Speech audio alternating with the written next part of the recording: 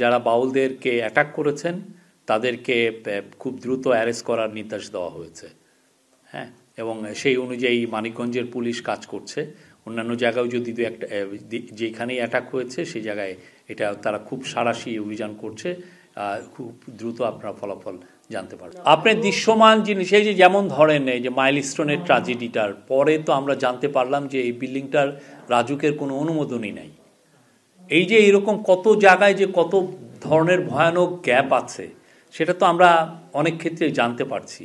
জিনিসটা হচ্ছে যে আপনি 15.5 বছর ধরে আপনি উন্নয়নের জারিজুরি করেছেন, কিন্তু যেগুলো কাজ রেগুলেটরি ফ্রেমওয়ার্ক যে তৈরি করা পুরো বাংলাদেশ ব্যাপী কনস্ট্রাকশন হচ্ছে। আমরা যারাই ঢাকায় ওয়েল অফ যারাই আছেন তারা তাদের গ্রামের বাড়িতে যে দোতলা বাড়ি করছেন।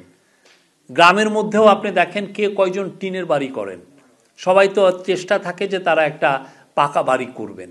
তো এগুলোর ক্ষেত্রে তো সত্যিকার অর্থে আপনার কনস্ট্রাকশন যে রুলস সেগুলো মেনে নেওয়া উচিত। এই যে গ্রামের যে ছেলেটা ইঞ্জিনিয়ার, সে ডিপ্লোমা পাস হোক আর গ্র্যাজুয়েট ইঞ্জিনিয়ার হোক, তারা যে বাড়িটা করছেন সেটা কি নিয়ম মেনে করছেন কিনা, এই বিষয়গুলো তো এইটা আগে আলাপই হয় নাই। তার ফলে এই যে রাজুকের এই কথাটা বলা হয়েছে, চিফ অ্যাডভাইজার বারবার বলছেন যে যাতে বাংলাদেশের কোনো একটা বাড়িও যেন অ্যাপ্রুভাল ছাড়া না হয়, মানে এটা যেন নিয়ম মেনে হয়। এটা পুরো পৃথিবীতেই আছে, পুরো পৃথিবীতে হলে আমরা এখানে করতে পারবো না কেন? আপনারা জানেন যে রোহিঙ্গারা প্রথম অনেক বছর, এরা 1978 সালে এসছে, 91 সালে এসছে, 2006 সালে এসছে। তো লাস্ট যেটা বড় অ্যারাইভালটা ছিল হলো অগাস্ট সেপ্টেম্বর 2017 সালে, তখন 7,40,000 এসছিলেন। তো এরপরে যে আবার আপনি যেটা বললেন সেটা হচ্ছে যে আপনি জানেন যে অক্টোবর 2023 থেকে এখন পর্যন্ত এই রাইট নাও পর্যন্ত 1.5 লক্ষের মতো এসছে। এটা UNHCR এর একটা হিসাব, ইউএনের হিউম্যান রাইট। আর 2017 সালের পরের থেকে এই পর্যন্ত সত্যিকার অর্থে মানে আমাদের এই ইন্টারিম গভর্নমেন্ট দায়িত্ব নেওয়ার আগ পর্যন্ত খুব কোনো আসলে এই পুরো ক্রাইসিসটাকেই ফরগটেন হয়ে গিয়েছিল।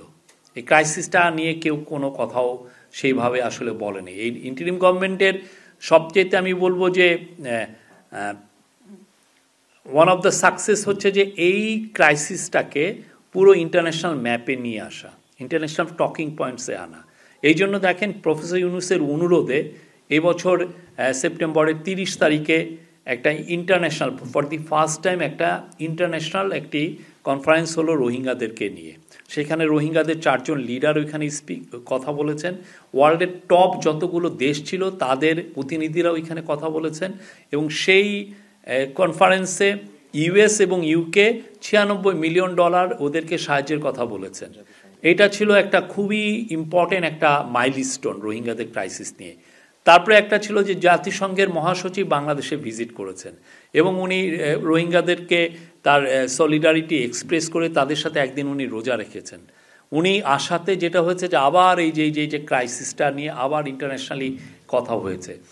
আমরা আমাদের সর্বোচ্চ চেষ্টা দিয়ে এইটা যে একটা ফরগটেন ক্রাইসিস ছিল সেটাকে আবার ইন্টারন্যাশনালি আবার আমরা গ্লোবাল ম্যাপে নিয়ে আসার একটা বড় রকমের চেষ্টা ছিল, এবং সেই ক্ষেত্রে আমি বলবো যে আমরা সাকসেসফুল হয়েছে। এটা নিয়ে রোহিঙ্গাদেরকে নিয়ে কক্সবাজারেও এই বছরের 25 আগস্টে একটা 3-4 দিনের একটা কনফারেন্স হয়েছে।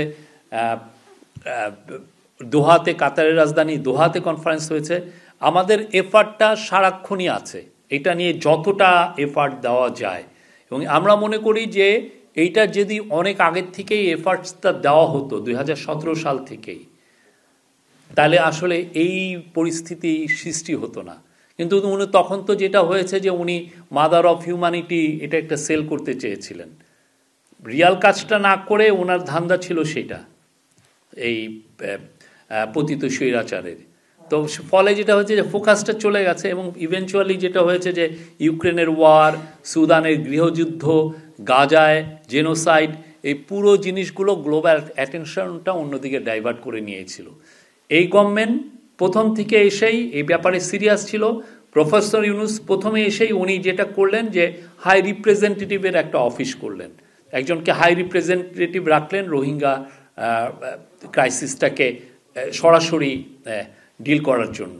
তো এবং দেখেন আমরা এই অনুযায়ী অনেকের সাথে কথা হয়েছে, এই আমরা মনে করি যে যে এফার্টটা আছে, যে এফার্টটা এই গভর্নমেন্ট নিয়েছে, সেই এফার্টের কারণে রোহিঙ্গাদের ক্রাইসিসটা এখন পুরো পৃথিবী খুব ভালোভাবে জানে।